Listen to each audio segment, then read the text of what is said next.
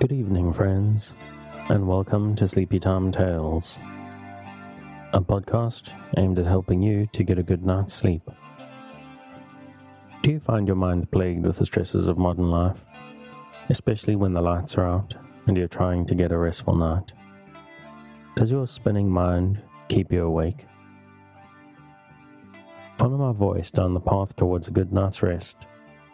Listen to me tell a story that will keep your mind from wandering to your daytime problems. The ones you can't solve right now, and will be easier to solve well rested. Listen to my voice and allow yourself to drift, following the twists and turns of the story, but slowly letting go and drifting into sleep. So what exactly is Sleepy Time Tales? What is it for? What is this strange thing, this strange idea, this podcast that you're supposed to fall asleep to? Lack of sleep is a health crisis in the 21st century, and this is a podcast intended to help those that it can to get a restful night. Do you find yourself lying awake at night, mind spinning and emotions in turmoil with anxieties of 21st century life? Do you wake up in the middle of the night and find yourself not quite able to doze back off at 3 a.m.? I'm here to help. My name is Dave, and I'm your narrator, here to help you into a restful night. Sleepy Time Tales is intended to be used as a distraction to what keeps you awake at night, or maybe background noise or even company. That's why I make the episodes quite long, so that I'm here for you without any pressure of the end coming. As far as I know, there are a couple of different ways to engage with the show.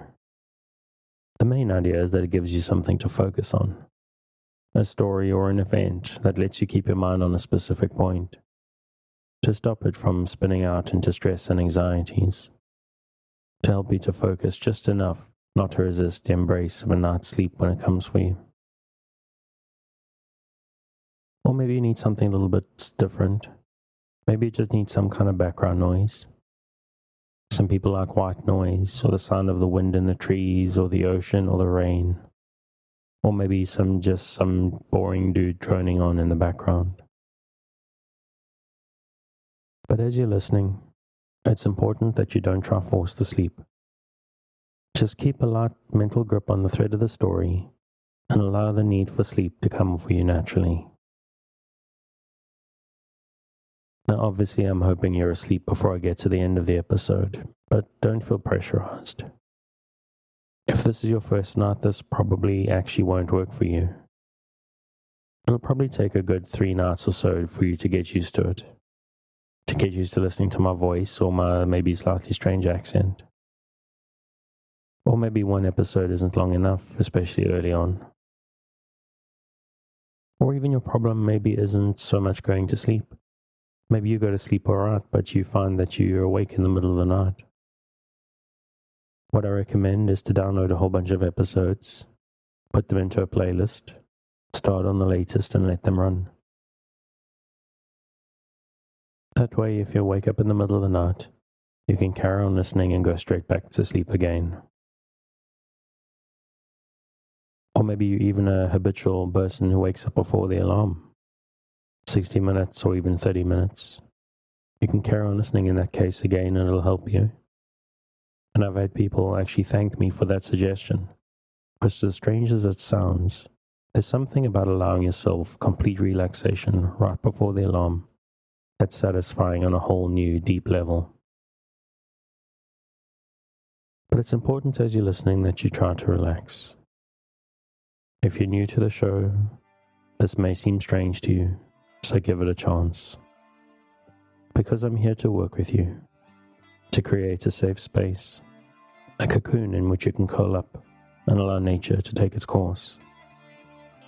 So if you're still with me, thank you for staying.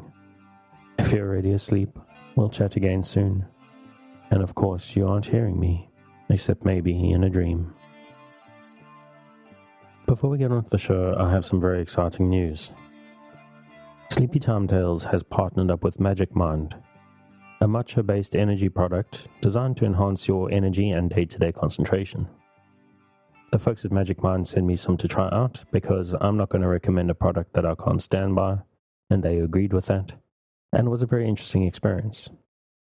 It comes in a small bottle and can easily be swigged in a couple of sips, but it can also be added to milk, smoothies, or sparkling water, whatever suits you. But I actually enjoyed the fruity herby flavor, so I stuck with having it as a shot with my morning coffee. Even on the first day I felt the effect. I wouldn't say it gave me a buzz, but I felt noticeably sharper and more focused. And as I've been drinking it daily as part of my morning ritual, I've definitely felt the benefits of the product. I know everyone listening here is an insomniac like I am. So even after a sometimes not great night's sleep, it gives me a bit of extra spring in my step for a good chunk of the next day and helps me focus on my work. I can happily recommend Magic Mind to the sleep deprived or people needing help to focus.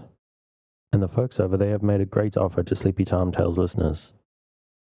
If you go to magicmind.co/sleepytales and enter the code sleepytales20 at checkout, you'll get a 20% discount on all purchases.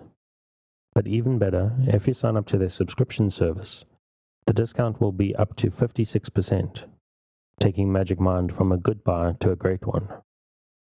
But the time on that offer is limited. It's only available for 10 days from the publication of this episode on the 26th of December. So if you're interested, run across there and grab it. I wouldn't want you to be missing out. The info is in the show notes, but a reminder again that the link is magicmind.co/sleepytales, code sleepytales20. Thanks again to Magic Mind for the support. And if you make a purchase, please let me know and tag them in as well so that they can know I sent you. And another huge thank you to a new supporter on Patreon, Cami, who signed up last week and is hopefully getting all of her bonuses after I sent her the info to get that. Thank you very much, Cami, for signing up. Thank you for your support. I hope you enjoy the show, and I hope you enjoy the bonuses that you're receiving. A reminder to everyone listening that the Patreon is available from $2 a month.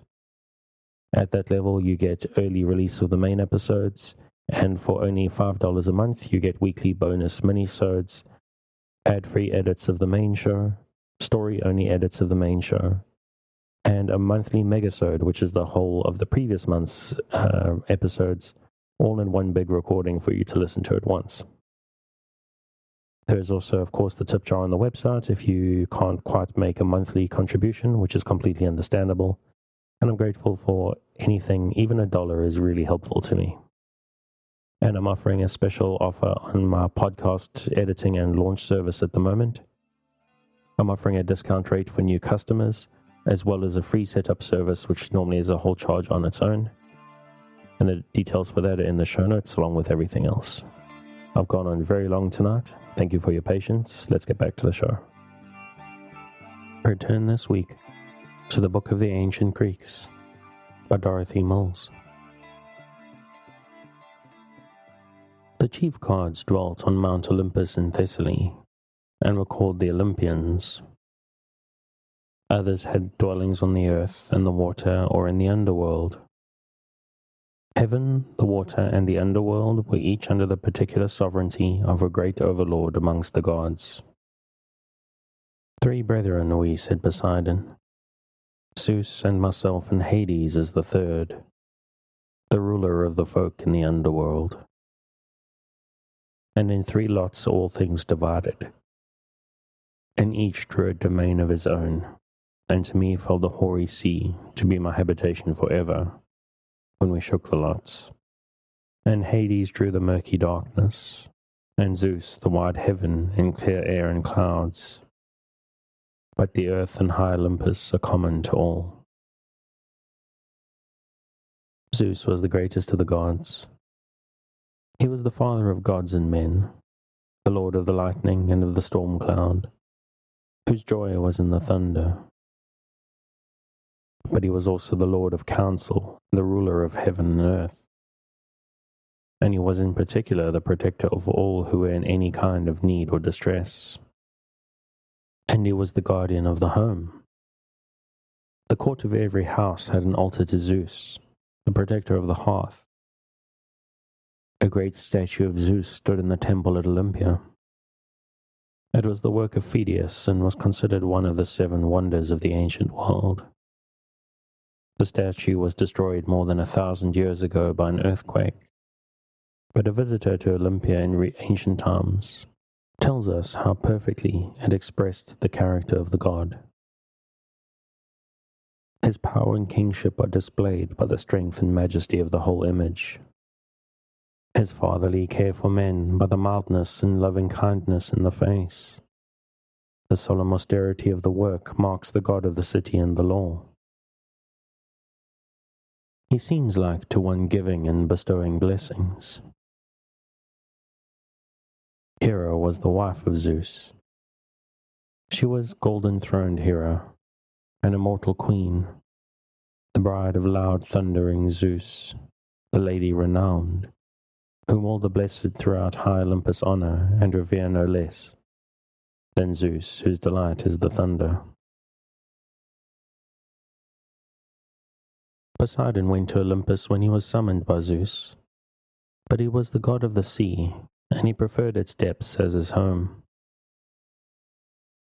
His symbol was the trident, and he was often represented as driving over the waves in a chariot drawn by foaming white horses. All sailors looked to him for protection, and they sang to him, "Hail, Prince, thou girdle of the earth, thou dark-haired god, and with kindly heart, O blessed one, do thou befriend the mariners." Athena, the grey-eyed goddess, was the guardian of Athens, and she stood to all the Greeks, but especially to the Athenians, as the symbol of 3 things. She was the warrior goddess, the savior of cities, who with Ares takes keep of the works of war, and of falling cities in the battle din. She it was who led their armies out to war and brought them home victorious. She was Athena Polias, the guardian of the city and of the home, to whom was committed the planting and care of the olive trees, and who had taught women the art of weaving, and given them wisdom in all fair handiwork. She was the wise goddess, rich in counsel, who inspired the Athenians with good statesmanship, and showed them how to rule well and justly. And she was Athena Parthenos, the queen whose victories were won, and who was the symbol of all that was true and beautiful and good. Apollo, the Far Darter, the lord of the silver bow, was the god who inspired all poetry and music. He went about playing upon his lyre, clad in divine garments, and at his touch the lyre gave forth sweet music. To him everywhere have fallen all the ranges of song, both on the mainland and among the isles. To him all the cliffs are dear, and the steep mountain crests and rivers running onward to the salt sea, and beaches sloping to the foam and havens of the deep. When Apollo, the Far Darter, fares through the hall of Zeus, the gods tremble, yea, rise up all from their thrones as he draws near with his shining bended bow. Apollo was also worshipped as Phoebus the sun, the god of light, and like the sun he was supposed to purify and illuminate all things. Following Apollo as their lord were the Muses, 9 daughters of Zeus who dwelt on Mount Parnassus. We are told that their hearts were set on song and that their souls knew no sorrow. It was the Muses and Apollo who gave to man the gift of song, and he whom they loved was held to be blessed. It is from the Muses and far-darting Apollo that minstrels and harpers are upon the earth. Fortunate is he whomsoever the Muses love, and sweet flows his voice from his lips. The muse who inspired man with imagination to understand history aright was called Clio.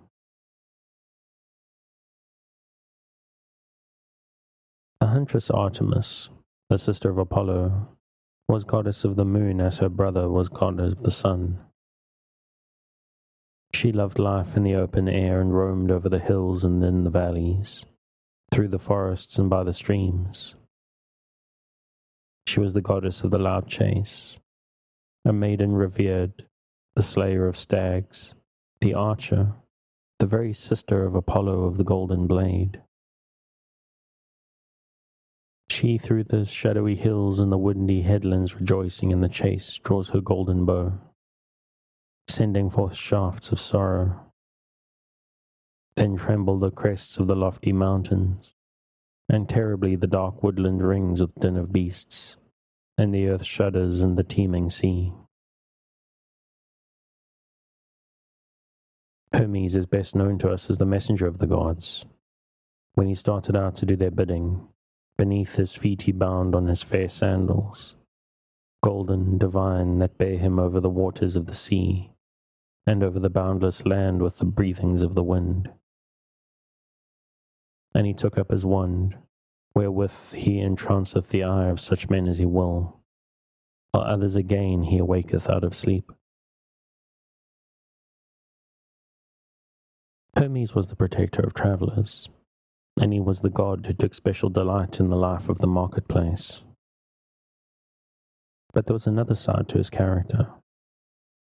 He was skillful in all matters of cunning and trickery, and legend delighted in telling of his exploits. He began early. Born in the dawn, we are told, my midday well he harped, and in the evening stole the cattle of Apollo the far darter. Hephaestus was the god of fire, the divine metal worker. He was said to have first discovered the arts of working iron, brass, silver, and gold, and all other metals that require forging by fire. His workshop was on Mount Olympus, and here he used to do all kinds of work for the gods. Perhaps his most famous piece was the divine armor, and above all the shield he made for Achilles. Some great quarrel in which he was concerned arose in Olympus, and Zeus in rage threw him out of heaven. All day he fell, until, as the sun was setting, he dropped upon the isle of Lemnos. Athena and Hephaestus were always regarded as benefactors to mankind, for they taught man many useful arts. Hestia, the goddess of the hearth, played an important part in the life of the Greeks. Her altar stood in every house and in every public building, and no act of any importance was ever performed until an offering of wine had been poured on her altar. Laughter-loving, golden Aphrodite was the goddess of love and beauty. She rose from the sea born in the soft white foam. She gives sweet gifts to mortals, and ever on her lovely face is a winsome smile. To the ancient Greeks, the woods and streams, the hills and rocky crags of their beautiful land, were dwelt in by gods and nymphs and spirits of the wild. Chief of such spirits was Pan, the goat-footed, two-horned, the lover of the din of the revel, who haunts the wooded dells with dancing nymphs that tread the crests of the steep cliffs, calling upon Pan. Lord is he of every snowy crest and mountain peak and rocky path. Hither and thither he goes, through the thick copses, sometimes being drawn to the still waters, and sometimes faring through the lofty crags. He climbs the highest peaks, whence the flocks are seen below. Ever he ranges over the high white hills, and at evening returns piping from the chase, breathing sweet strains on the reeds. These were the chief gods in whom the Greeks believed. How did they worship them? The center of their worship was the altar. But the altars were not in temples, but outside. They were also found in houses and in the chief public buildings of the city. The temple was looked upon as the home of the god, and the temple enclosure was a very sacred space. A man accused of a crime could flee there and take refuge, and once within the temple he was safe. It was looked upon as a very dreadful thing to remove him by force, for it was believed that to do so would bring down the wrath of the god upon those who had violated the right of the sanctuary. In the houses, the altars were those sacred to Hestia, to Apollo and to Zeus. The altar of Hestia stood in the chief room of the house. A libation was poured out to her before meals, and special sacrifices were offered on special occasions. Always before setting out on a journey, and on the return from it, and at the time of a birth or of a death in the house. The altar of Apollo stood just outside the door. Special prayers and sacrifices were offered at this altar in times of trouble. But Apollo was not forgotten in the time of joy. Those who had travelled far from home stopped to worship on their return. When good news came to the house, sweet-smelling herbs were burnt on his altar, and a bride took sacred fire from it to offer to Apollo in her new home. The Greeks had no stated day every week sacred to the gods, but during the year different days were looked upon as belonging specially to particular gods. Some of these days were greater than others and were honored by public holidays. Others caused no interruption in the everyday life. Priests were attached to the temples, but sacrifices on the altars in the city or in the home were presented by the king or chief magistrate, and by the head of the household. The Greeks did not kneel when they prayed, but stood with bared heads. Their prayers were chiefly for help in their undertakings. They prayed before everything they did, before athletic contests, before performances in the theatre, before the opening of the assembly. The sailor prayed before setting out to sea, the farmer before he ploughed, and the whole nation before going forth to war. Pericles, the great Athenian statesman, never spoke in public without a prayer, that he might utter no unfitting word. As time went on, the gods of Olympus seemed less near to mortal men, and they gradually became less personalities than symbols of virtues, and as such they influenced the conduct of men more than they had done before.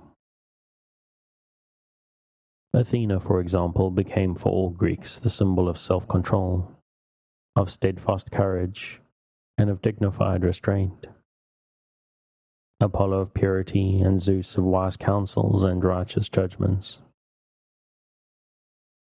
A particular form of worship, specially practiced by the Athenians, was that known as the Sacred Mysteries, which was celebrated every autumn and lasted 9 days.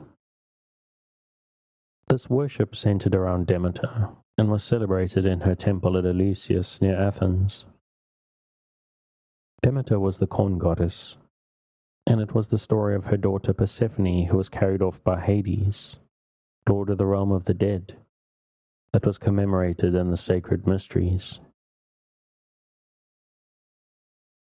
Her daughter was playing in gathering flowers, roses and crocuses and fair violets in the soft meadow, and lilies and hyacinths, and the narcissus. Wondrously bloomed the flower, a marvel for all to see, whether deathless gods or deathly men. From its root grew forth 100 blossoms, and, with its fragrant odor, the wide heaven above, and the whole earth laughed, and the salt wave of the sea. Then the maiden marveled and stretched forth both her hands to seize the fair plaything. But the wide earth gaped, and up rushed the prince, the host of many guests, the son of Kronos, with his immortal horses. Against her will he seized her and drove her off weeping and right sore against her will, in his golden chariot. But she cried aloud, calling on the highest of gods and the best, and the mountain peaks and the depths of the sea rang to her immortal voice. Demeter heard the cry, but could not save her daughter, and she went up and down the world seeking her. She reached Attica and was kindly treated, though the people did not at first know she was a goddess. When she had revealed herself to them, she commanded them to build her a temple to Eleusis. But still her daughter did not return to her, and the gods of Olympus took no heed of her lamenting. And she put forth her power as the goddess of the corn, and caused it to stop growing all over the earth. A fearful famine followed, and Zeus tried to persuade her to relent. But she declared that she would no more forever enter on fragrant Olympus, and no more allow the earth to bear her fruit, until her eyes should behold her fair-faced daughter. At last Zeus consented to interfere, and sent Hermes to bring Persephone back to the earth. When Persephone saw the messenger, joyously and swiftly she arose, and she climbed up into the golden chariot, and drove forth from the halls. Nor sea, nor rivers, nor grassy glades, nor cliffs could stay the rush of the deathless horses, until they reached the temple where dwelt Demeter, who, when she beheld them, rushed forth to greet her daughter. But before leaving Hades, the god had given Persephone a sweet pomegranate seed to eat, a charm to prevent her wishing to dwell forever with Demeter.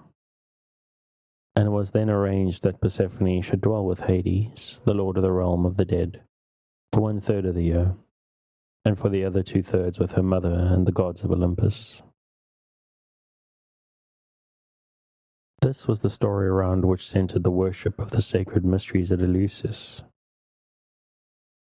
There came a time when the worship of the gods of Olympus did not satisfy the longings of the Greeks for some assurance that the soul was immortal, and that there was a life after death of the body. Demeter grew to be a symbol to the Greeks of the power of the gods to heal and save and to grant immortality. Her story became an allegory of the disappearance of the corn and fruits and flowers in the winter, and of their return in the spring, bringing with them gifts to men of hope and life. At the festival of Eleusis, a kind of mystery play on the whole legend was acted. All those who attended the festival were required to prepare for it by a certain ritual of fasting and sacrifice, and it was believed that in the life after death all would be well with those who had taken part in the festival, with pure hearts and pure hands. The greatest religious influence in Greece was probably that of the oracle. This was the belief that at certain shrines, especially sacred to certain gods, the worshipper could receive answers to questions put to the god. In very early times, signs seen in the world of nature were held to have special meanings. The rustling of leaves in the oak tree, the flight of birds, thunder and lightning, eclipses of both the sun and moon or earthquakes. It is easy to understand how this belief arose. A man, perplexed and troubled by some important decision he had to make, would leave the city with its bustle and noise and go out into the country, where he could think out his difficulty alone and undisturbed. Perhaps he would sit under a tree, and as he sat and thought, the rustling of the leaves in the breeze would soothe his troubled mind, and slowly his duty would become clear to him, and it would seem to him that his questions were answered.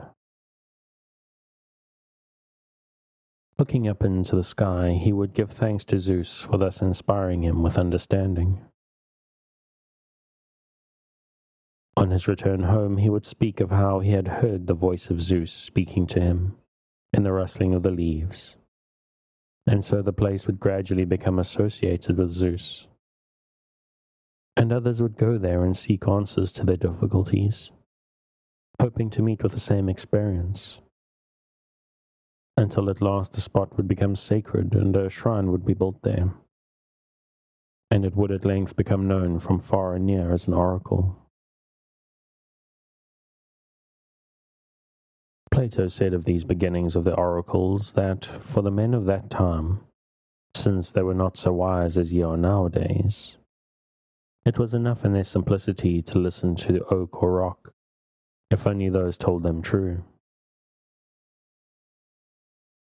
Other places would in the same way become associated with other gods, until seeking answers at oracles became a well-established custom in Greece.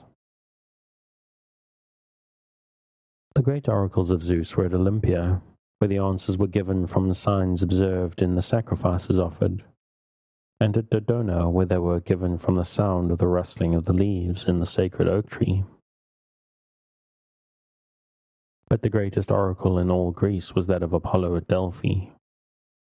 It was at Delphi that Apollo had fought with and slain the Python, and it was thought that he specially delighted to dwell there, and had himself chosen it as the place where he would make known his will.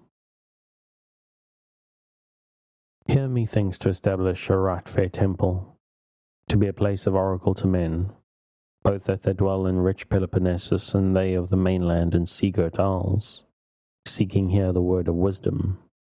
To them all shall I speak of the degree unerring, rendering oracles within my wealthy shrine. Delphi had been sacred to Apollo ever since these legendary days, and a great shrine and temple were built there in his honor. When a Greek came to consult Apollo, he had first to offer certain sacrifices, and he always brought with him the richest gifts he could afford, which were placed in the treasury of the god. Then he entered the temple and placed his request in the hands of a priest, who took it to the innermost sanctuary and gave it to the prophetess, whose duty it was to present the petition to the god himself and receive the answer. In ancient times it was believed that a mysterious vapor arose in the sanctuary through a cleft in the rocky floor, and that this vapor, enveloping the prophetess, filled her with a kind of frenzy, in the midst of which she uttered the words of the answers given her by Apollo. This answer was written down by the priests and often turned into verses by them, and then taken out to the inquirer. Sometimes these answers were quite plain and straightforward, such as the one which has remained true throughout all the ages. It was the oracle from Apollo at Delphi who said of the poet Homer, "He shall be deathless in ages for aye." But sometimes the answers were like a riddle that required much thinking over to understand, and sometimes they were so worded that they might mean either of two things, each the opposite of the other. The oracle at Delphi was frequently consulted by the Greeks at great crises of their history, and it had great influence. It was the priests who, in writing down the answer, really determined its nature. They were men who were in constant touch with distant places. They had much experience with human nature. They were well fitted to give guidance and advice in all kinds of difficult matters. The oracle at Delphi was thus a power in the worldly affairs of the Greeks. But it was more than that. It was also a source of moral inspiration. It encouraged all manner of civilizations and the virtues of gentleness and self-control. It marked the great reformers with its approval. It upheld the sanctity of oaths. It encouraged respect and reverence for women. On one of the temples were inscribed the sayings, "Know thyself, and nothing in excess." It was said that these had been placed there by the ancient sages, and in later times they became famous as maxims in the teaching of the great philosophers. The oracle was not always right in its interpretations. It sometimes failed in seizing the highest opportunities that lay before it. But as Greek history unfolds itself before us, we can see a gradual raising of moral standards, which was due in great measure to the influence of the oracle of Apollo at Delphi. Chapter 3. The Olympic Games. The Greeks were bound together by their language, by their religion, and also by their great national games. The origin of these games is still somewhat in doubt. They probably began as some kind of religious ceremony in connection with burials, such as the funeral games described by Homer that were held in honor of Patroclus. But whatever may have been their origin, they were firmly established in the earliest times of historic Greece. Greece was never free for long at a time from warfare. The very fact that the country was divided into so many small and independent states bred jealousies and hatreds, and state was often at war with state. This made it necessary that every Greek citizen should be ready at any moment to take up arms in defense of his home, and so he had to be physically always in good condition. This was brought about by regular athletic training, which was an important part of the education of every Greek. It was considered just as bad to have an ill-trained body as it was to have an ill-trained mind. And one reason why the Greeks so despised the barbarians, as they called all those who were not of Greek race, was because the barbarian did not train his body to the same extent, and because he loved so much luxury.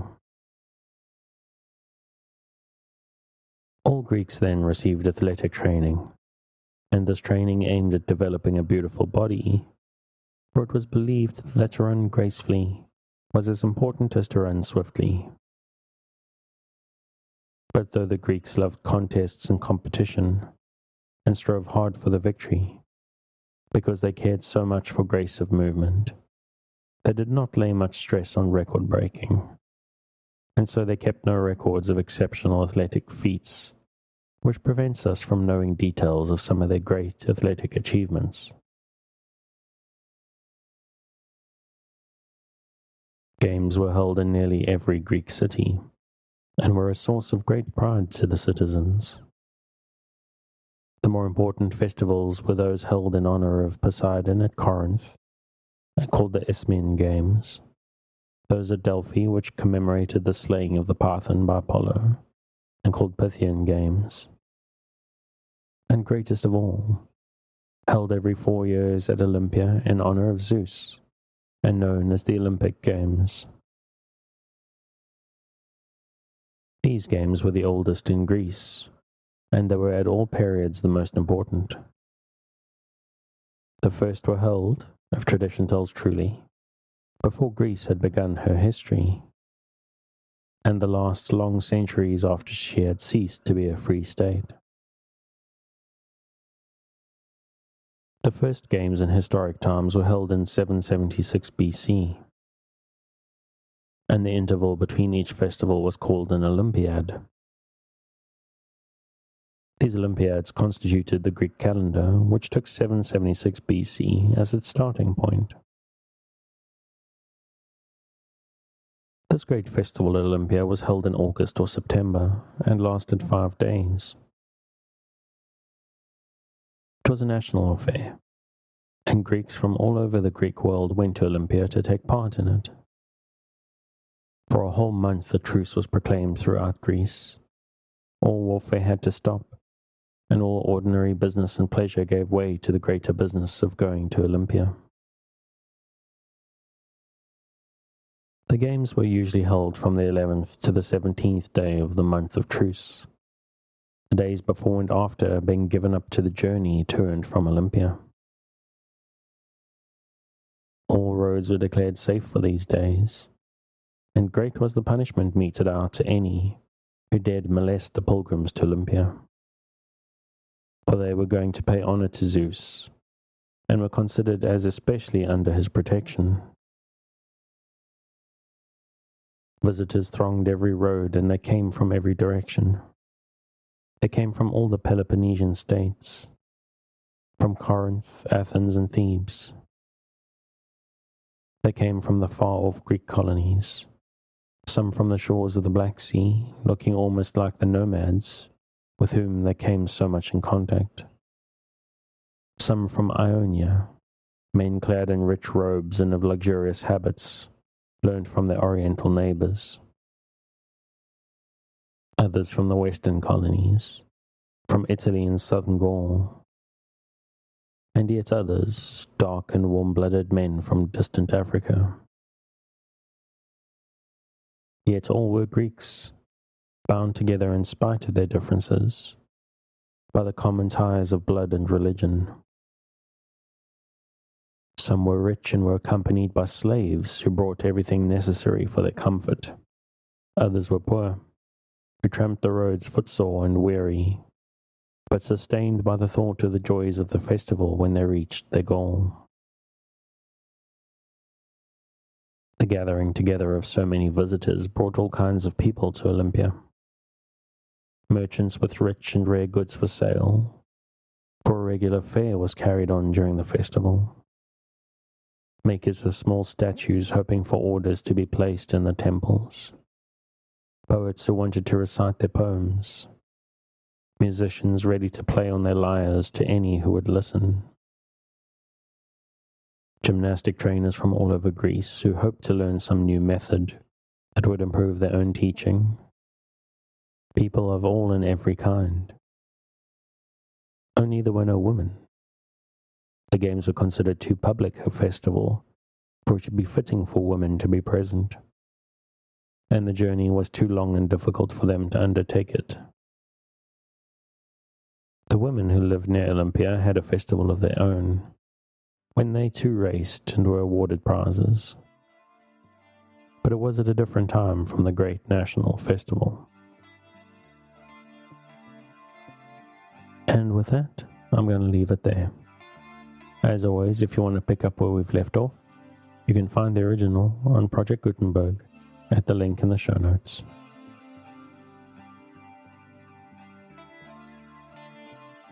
Thanks again for joining me on this episode of Sleepy Time Tales, the podcast designed around a bedtime story to help you to get a restful night.